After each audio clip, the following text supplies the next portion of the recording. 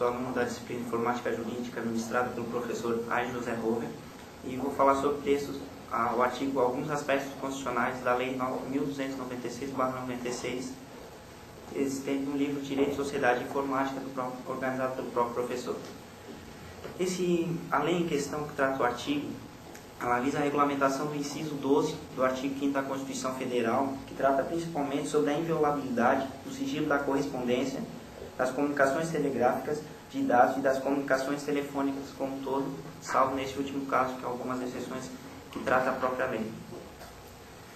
A palavra dados, como o autor já releva no início do texto, ela apresenta algumas discordâncias doutrinárias, pois alguns doutrinadores acreditam que essas palavras dados referem-se a apenas informações privadas e particulares na transmissão dessas informações. No entanto, o entendimento da maioria da corrente doutrinária em evidência trata essa palavra principalmente com informações de modo geral, e não com algum aspecto apenas privado ou particular. Então, esses dados, essa inviolabilidade, ela surge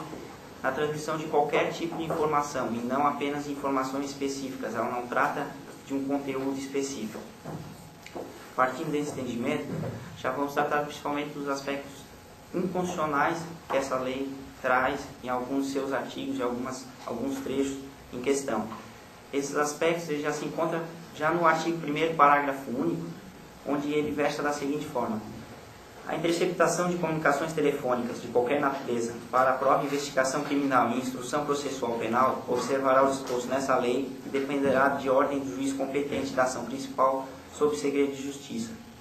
E o parágrafo único diz que o disposto nessa lei aplica-se à interceptação do fluxo de comunicações em sistemas de informática e telemática.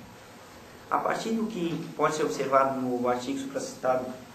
da Constituição Federal, ele diz que é inviolável o sigilo da correspondência, das comunicações telegráficas, de dados e das comunicações telefônicas, salvo, no último caso, por ordem judicial, nas hipóteses e na forma que a lei estabelecer.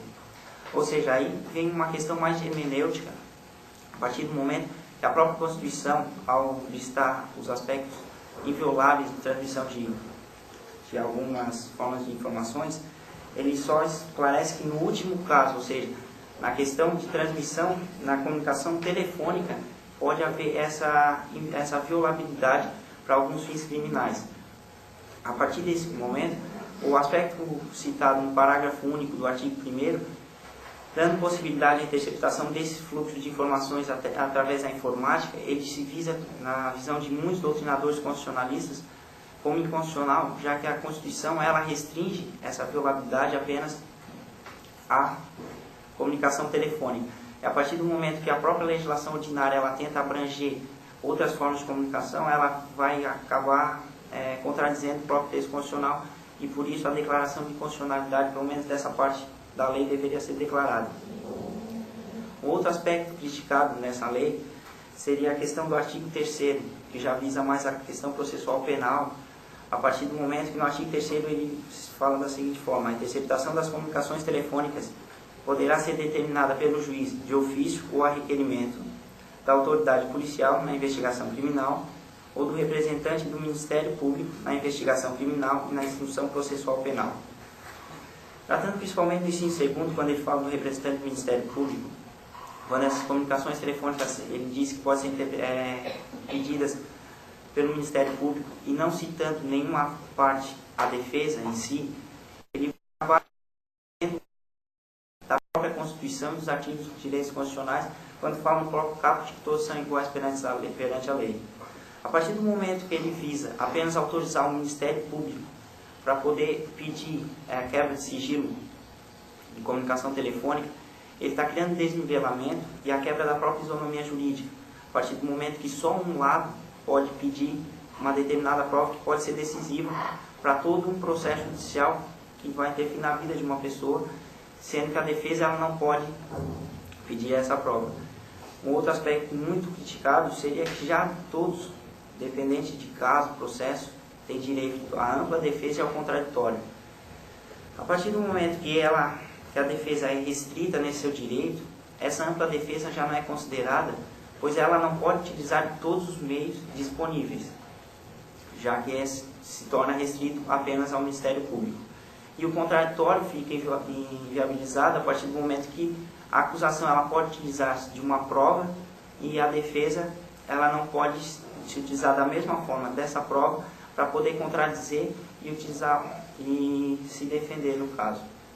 O outro aspecto salientado é quanto ao artigo 6º da própria lei, quando ela fala que, deferido o pedido, a autoridade policial conduzirá os procedimentos de interceptação, dando ciência ao Ministério Público, que poderá acompanhar a sua realização. O autor aqui salienta que, a partir do momento que apenas o Ministério Público toma ciência, há a quebra novamente da isonomia, pois só um lado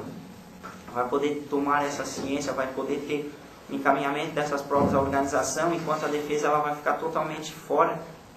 dessa investigação, dessa interceptação e da organização da prova, quebrando esse princípio constitucional e tornando, inclusive, novamente esse desnivelamento entre as partes. Aí, finalizando, o próprio autor, ele vendo essas disparidades, ele tenta dar algumas alternativas, alguns meios para a própria retificação dessa lei, dizendo que essa lei ela deveria ser, no primeiro momento, inclusive declarada inconstitucional pelo Supremo Tribunal, ou ser corrigida pelo Congresso Nacional, pelo menos nesses aspectos inconstitucionais, ditos inconstitucionais, nesse artigo 1º, 3º e 6º, ou inclusive como uma finalidade dos juízes singulares poder aplicar a Constituição frente à legislação ordinária, uma atitude contra a lei dessa lei, para ele poder